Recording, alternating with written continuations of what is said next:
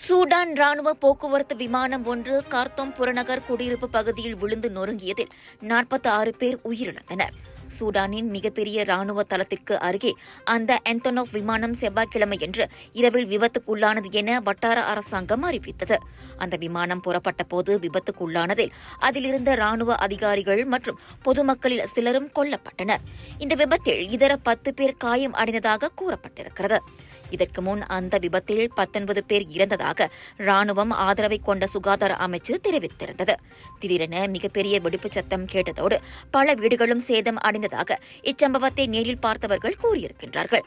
விபத்தை தொடர்ந்து அருகேயுள்ள குடியிருப்பு பகுதிகளில் வின் விநியோகம் தடைப்பட்டது.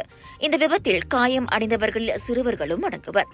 காயம் அடைந்த அனைவரும் உடனடியாக மருத்துவமனைக்கு கொண்டு செல்லப்பட்டனர். அந்த விமான விபத்துக்கு தொழில்நுட்ப கோளாறு காரணம் என ராணுவ தகவல்கள் தெரிவித்தன. ரஷ்யாவில் தயாரிக்கப்பட்ட இலூஷின் விமானத்தை சுட்டு வீழ்த்தியதற்கு தாங்கள் பொறுப்பேற்பதாக ராணுவத்துடன் சண்டையிட்டு வரும் துணை ராணுவ ஆதரவு படைகள் கூறிக்கொண்ட ஒரு நாளுக்கு பிறகு இந்த விபத்து நடந்துள்ளது குறிப்பிடத்தக்கது.